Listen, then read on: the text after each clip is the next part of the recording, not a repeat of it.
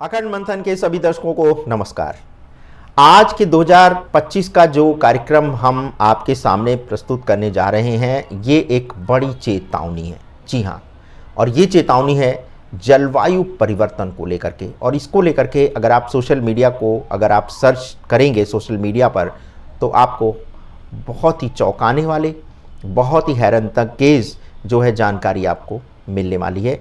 और यही सारी जानकारी आज हम एक स्थान पर आपके लिए उपलब्ध कराने जा रहे हैं।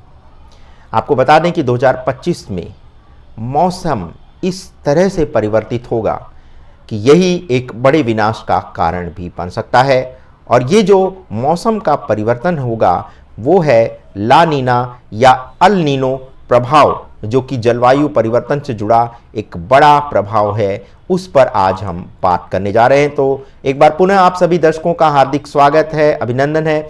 आज हम बात करेंगे ला नीना और एल नीनो के रहस्यमयी प्रभावों पर, जो न केवल भारत बल्कि पूरी दुनिया में मौसम, जलवायु और अर्थव्यवस्थाओं पर गहरा प्रभाव डालने वाले हैं।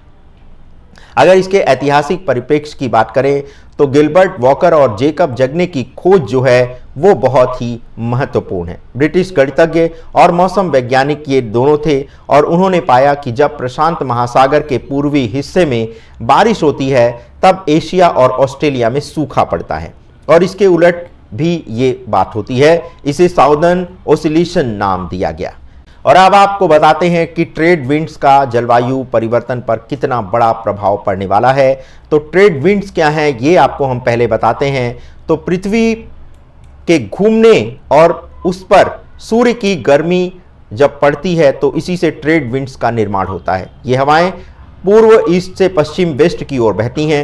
ये हवाएं बादलों और मॉइस्चर को प्रशांत महासागर से एशिया, ऑस्ट्रेलिया और भारत तक लेकर के आती हैं, जिससे मॉनसून बनता है।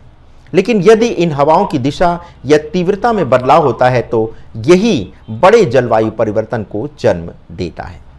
अब आपको बताते हैं एनसो क्या होता है। तो एनसो 3 मुख्य चरणों में बटा होता है। सामान्य स्थिति जो नॉर्मल कंडीशन होती है उसमें ट्रेड विंड्स सामान्य दिशा यानी पूर्व से पश्चिम दिशा में ट्रेड विंड्स बहते हैं, और इसके कारण एशिया और ऑस्ट्रेलिया में भारी बारिश होती है। और इस कारण से पेरू और अमेरिका के पश्चिमी तटों पर भी सूखा छाए रहता है। लेकिन अपवेलिंग प्रक्रिया में समुद्र की गहराई से ठंडा पानी ऊपर आता है, जो मछलियों के लिए उपयुक्त होता है। एल नीनो हर 2 से 7 साल में ट्रेड विंड्स कमजोर हो जाती है और ये उल्टी दिशा में बहने लगती है, जिसका प्रभाव एशिया और भारत पर पड़ता है सूखा और गर्मी के रूप में। इसी के साथ अमेरिका और पेरू में भी भारी बारिश और बाढ़ भी इसके कारण आती है, और समुद्री जीव जंतुओं पर इसका प्रतिकूल प्रभाव पड़ता है। इसके कारण वैश्विक अर्थव्यवस्था को भी बड़ा नुकसान पहुंचने वाला है 2025 में, जिसके बारे में अभी कोई चर्चा नहीं हो रही है। लेकिन इससे पहले क्या क्या हुआ है एल नीनो का प्रभाव, तो चलिए आपको इतिहास का एक छोटा सा झलक दिखाते हुए चलते हैं।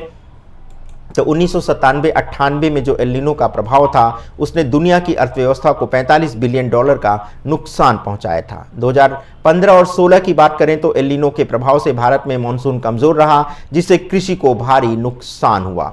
ला नीना ट्रेंड विंड से सामान्य से कहीं अधिक शक्तिशाली हो जाती हैं, और इसका प्रभाव ये होता है कि एशिया और भारत में भारी बारिश और बाढ़ का सामना लोगों को करना पड़ता है। और इसी के साथ अमेरिका और पेरू में सूखा और गर्मी जैसी समस्याएं होती हैं, और इसका प्रभाव कृषि, अर्थव्यवस्था और समाज पर भी पड़ता है। बात करते हैं 1999 में वेनेजुएला वर्गास त्रासदी की। तो इस दौरान भूस्खलन और बाढ़ से लगभग 30,000 लोगों की मृत्यु हुई थी। इसी प्रकार से 2010 में पाकिस्तान में जो बाढ़ आई थी उसमें 2000 से अधिक लोगों की जान गई थी। 2011 से 2017 तक अमेरिका में सूखा पड़ा और बड़े पैमाने पर फसलें नष्ट हो गईं। अब यही प्रभाव जो है 2024 और 25 में भारत में दिखने आ रहा है, और भारत और ला नीना का खतरा जो है वो उसको लेकर के विश्व मौसम संगठन WMO ने एक बड़ी चेतावनी जारी की है, और उनका कहना है कि 2024 के अंत तक 70% संभावना है कि ला नीना का प्रभाव भारत में देखने को मिलने वाला है, और इसी के परिणाम स्वरूप भारी बारिश और बाढ़ की समस्या होगी। विशेषकर असम, बिहार और उत्तर प्रदेश जैसे राज्यों में भारी वर्षा हो सकती है, और इसके कारण फसलों को नुकसान पहुंचेगा, जिसमें धान, गेहूं और अन्य फसलों की पैदावार में गिरावट आ सकती है। बाढ़ और सूखे के कारण कृषि आधारित अर्थव्यवस्था जो है भारत की, वो बड़े पैमाने पर प्रभावित होने वाली है। अब भारत को इसकी तैयारी अभी से करना चाहिए क्योंकि ये समस्या बहुत ही गंभीर होने वाली है। अर्ली वार्निंग सिस्टम को हमें मजबूत करना चाहिए और आपदा पूर्वानुमान तंत्र को भी मजबूत करना चाहिए। बाढ़ प्रभावित क्षेत्रों में पानी निकासी की सुविधाओं को बेहतर करना होगा और इसी तरह से सूखा प्रभावित क्षेत्रों के लिए कृषि और जन संरक्षण के लिए विशेष उपाय अपनाने होंगे। आम लोगों को मौसम परिवर्तन, बाढ़ और सूखे के बारे में भी जागरूक करना होगा और पर्यावरणीय संसाधनों का विवेकपूर्ण इस्तेमाल करना होगा। तो कुल मिलाकर के ये एक चेतावनी और एक अवसर भी ला नीना और एल नीनो जो है उसके द्वारा आने वाला है। हालांकि ये दोनों ही एक प्राकृतिक चक्र हैं, लेकिन इनका प्रभाव बहुत विनाशकारी हो सकता है। वैज्ञानिकों ने भी हमें चेतावनी दी है और ये हमारी जिम्मेदारी है कि हम इन भविष्यवाणियों का सही तरीके से उपयोग करें।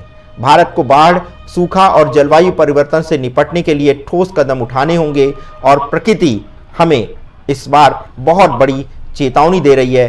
तो हमें प्रकृति की इस भाषा को समझना होगा और इसे समझते हुए समय रहते सावधानी पूर्वक कदम उठाने होंगे, तभी हम आने वाले समय की विभीषिका से बच सकते हैं। तो दर्शकों, अल नीना का जो प्रभाव है वो आप देख रहे होंगे। इस बार उतनी सर्दी नहीं पड़ रही है जितनी की पड़नी चाहिए। तो इसके आधार पर आप ये अनुमान लगा सकते हैं कि जो हमारा गर्मियों का मौसम है वो कितनी गर्मी लाने वाला है। और अगर ये गर्मी 50 डिग्री सेंटीग्रेड से भी अधिक बढ़ती है तो जिस प्रकार से पिछले वर्ष इस गर्मी के कारण बहुत सारी मृत्यु आपको देखने को मिली होंगी समाचारों में, तो उसकी संख्या अब 2025 में और भी बढ़ने वाली है। तो इसे लेकर के आप सावधान रहें क्योंकि बाकी सारे संकट तो आने ही वाले हैं, लेकिन ये जो मौसम का बड़ा संकट है ये भी आपके सामने एक बड़ी समस्या उत्पन्न करने वाला है। और आज के तो इस एपिसोड में इतना ही, लेकिन जो सौर तूफान आने वाला है 2025 में उसको लेकर के हमारा अगला एपिसोड होगा, तो इसको देखना मत भूलिएगा क्योंकि सौर तूफान जो है वो संसार भर का एक तरह से संपर्क काटने जा रहा है और जो इंटरनेट और जितनी संचार वाली जो सुविधाएं हैं वो भी एक तरह से ठप होने वाली हैं। मोबाइल सिग्नल भी काम करना बंद करने वाले हैं। तो ये सारा क्यों होगा, इसके लिए आपको देखना होगा हमारा इसी से जुड़ा एक अगला एपिसोड। तब तक के लिए हमें अनुमति दें। धन्यवाद, नमस्कार।